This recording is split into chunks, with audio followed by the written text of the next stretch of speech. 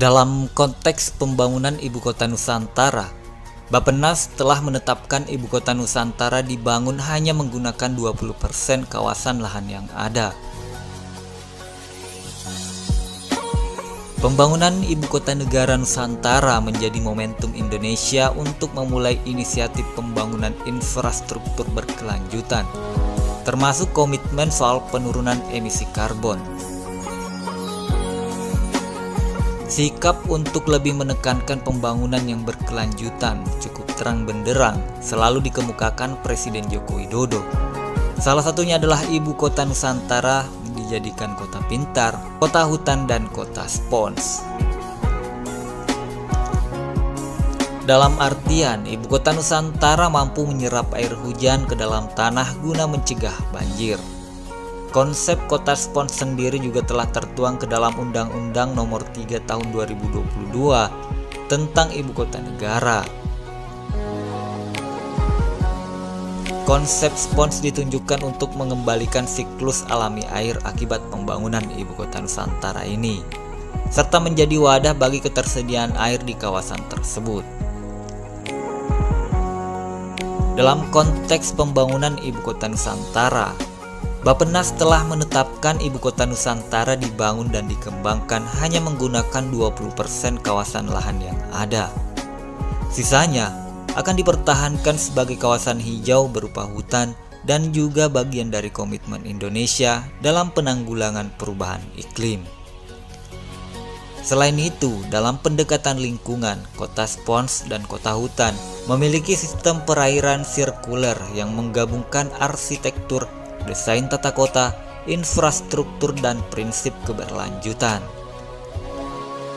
Konsep pembangunan Ibu Kota Nusantara memang juga mengatur aspek-aspek ekologis dan ekonomis. IKN juga didesain tidak melebihi batas ambangnya seperti yang saat ini dialami Jakarta, Ibu Kota Negara saat ini.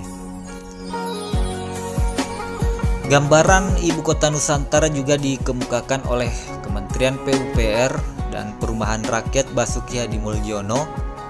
Menurut Basuki, kementeriannya mendapat tugas yang besar membangun Ibu Kota Nusantara dengan konsep Smart Ported City dan memiliki syarat teknis konstruksi yang berkelanjutan.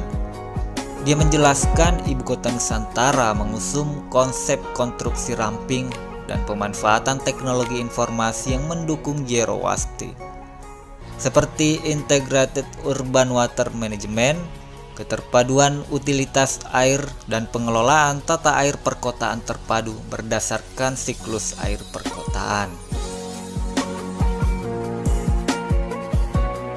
Selain itu, aspek Smart Water Management System, penyediaan air minum yang setiap penggunaannya dipantau dengan teknologi informasi sehingga efektif dan efisien, ujarnya dalam forum infrastruktur berkelanjutan.